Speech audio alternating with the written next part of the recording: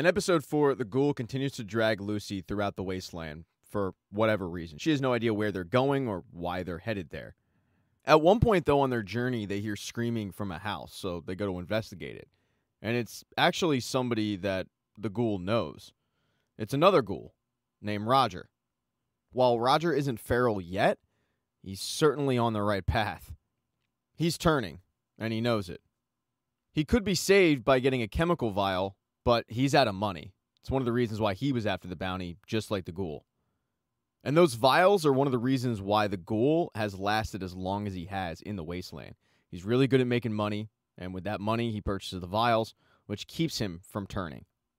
But for Roger, it's a lost cause. So the ghoul kind of distracts him, and then he puts him out of his misery, which completely disgusts Lucy because she's just not used to the lifestyle that is accustomed to being up top. She's even more disgusted, though, when the ghoul starts picking Roger apart for scrap. And finally, the ghoul says, "What did you say your name was?" And she says, "Lucy McLean." And the name McLean sounds really familiar to the ghoul. Either way, he just tells her, "Well, look, Lucy McLean, the way we survive up here is a little bit different than the way you survive down there. And boy, is it ever." He literally starts eating Roger. And the ghoul is content with all this until Lucy insults him by saying, "How do you live like this?" So he makes her start to skin Roger up. They then continue to make their way towards wherever the ghoul is leading Lucy to, but the elements are really starting to get to her.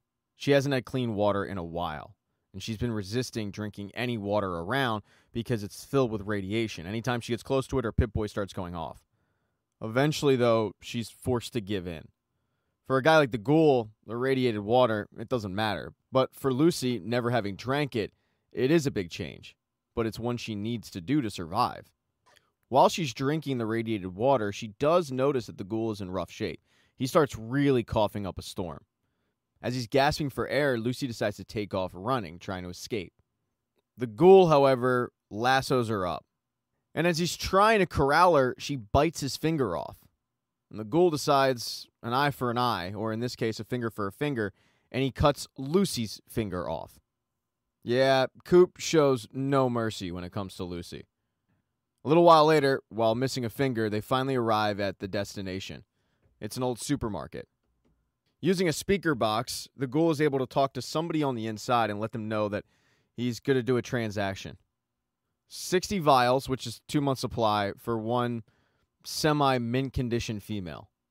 And the person on the inside says, "Yeah, that works. Send her in." And Lucy, having no clue what she's walking into, is forced to walk into that supermarket at gunpoint. She walks in very sheepish, where she's greeted by a robot named Mr. Handy.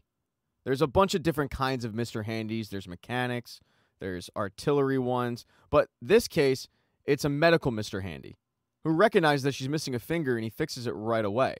And she's really thankful for it. She tells this Mr. Handy, "I actually thought that I was going to be a sex slave." And he says, "No, that's ridiculous. I would never do that. I'm just going to harvest your organs." And that's when she starts to get really concerned. Before she can even react, she's gassed and knocked out. And then Mr. Handy starts wheeling her over to the people that are actually in charge. It's these two stoners. And as he's wheeling her over, she starts to wake up, and she passes by a bunch of the freezer section where there are human beings in there, although most of them are ghouls. The two stoners that are in charge give the Mr. Handy the okay to get the deal done quickly, harvest the organs, sell them, and he goes about doing that, but Lucy fights back. Using a defibrillator, she's able to avoid the Mr. Handy frying most of it and actually rewiring it to work for her. Now with this Mr. Handy working for her, she walks up to the two guys that were in charge and tells them that if they don't let her and the rest of their hostages go, then she's going to have Mr. Handy shoot them up with something called a Brexo. It's drainage fluid, but man, it'll mess your day up. Basically, it'll kill you. With no other choice, they free the hostages, but they don't free the feral ones. And Lucy says, "Hey, I said all of the hostages." And they try to explain to her, yeah, that's going to be a mistake, but Lucy doesn't want to hear it because she's unaware of what feral ghouls are. So the guys say, "Okay, we'll free them." And they do that, and immediately the feral ghouls attack. Lucy's able to hide, but at the end of it, the feral ghouls, the two guys, the Mr. Handy, they all kind of kill themselves. There is, though, one feral ghoul left. It's a woman. And at first, Lucy tries to talk her down, but it doesn't work. She's feral.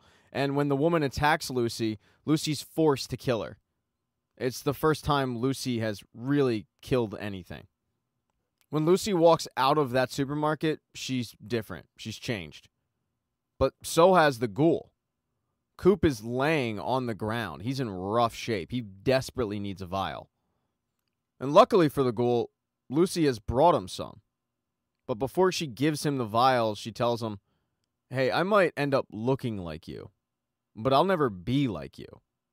Then she drops the vials near his hand and reminds him about the golden rule, do unto others the way that you yourself want to be treated. Lucy then takes off on the road to find the head, and the ghoul, after taking the vials, ends up stumbling into the supermarket where he sees all the destruction that took place. And he's just really excited because with those two guys dead, he's able to take their vials. I mean, he's got a really big supply now. But then he gets distracted at one of their videotapes that they were watching. It's one of his old movies. He pops it in, he has a seat, and he watches his old self on TV for the first time in a long time. Now that's what's going on in the Wasteland. Back at Vault 33, Reg and Woody continue to interrogate the raiders, but they're getting nowhere. Any question that they ask is being met with a non-answer. As for the other council member, Betty, she was busy having a conversation with Norm. The message is pretty clear. Because of who Norm is, or more importantly, because of who Norm's dad is, people do listen to him. So if he has doubts about what they're doing, he should really keep it to himself because it could create a little bit of an uprising. And Norm finds all of that hard to believe, that people would actually follow him. He's timid. He's not confident. But to Betty, she knows the people of Vault 33, and she knows what the McLean name means. Considering his dad and Lucy are both gone, he's the last remaining one, so his name does hold a bit of weight. Norm, however, is still really curious as to what happened in Vault 32. He decides to look on the computer to see if he can access the logs, but his account is denied. He's not going to be able to access it from his terminal in Vault 33. He's going to actually have to go to Vault 32. And if he's going to go there, he wants help. He goes and knocks on Chet's door, and Chet would love to get out because he actually started hooking up with Stephanie. Stephanie was pregnant. Stephanie started going into labor. Chet wasn't prepared for that. He was just looking to get it wet. So yeah, he's looking for any excuse to get the hell out of that room while a baby's being delivered. And he doesn't care where they're going. So he takes Norm up on the offer to head into Vault 32. And that's when Chet sees what Norm saw. Absolute destruction. There are bodies everywhere. Norm decides to check one of their Pit Boys, and he finds out that the last signal detected was 2 years ago. There's also the messages written in blood on the walls, like, "We know the truth." The images of the dead bodies. It looks like they either took their own lives or they strangled each other. It's just a really weird scene. The deeper in the vault they go, the more bodies they encounter.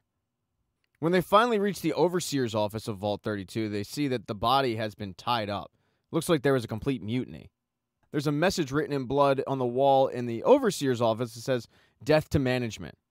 But none of this explains how these people died, who killed them, why they did what they did, and more importantly, how the raiders got in. So Norm checks the logs and he finds out that the vault was open from the outside, and the only way to do that is via a Pip Boy. And when he digs further, he finds out that the Pip Boy that opened the vault door was his mother's. Thank you so much for checking out this recap. Please consider subscribing to the channel and subscribing to my Patreon. Hit thumbs up if you liked it. Smash that thumbs down button if you thought it sucked. If you left a comment, I don't get back to you. I usually don't check the comments unless they're like a super comment. Also, if you don't see the next video up on the end screen, not to worry. It'll be up in a day or two.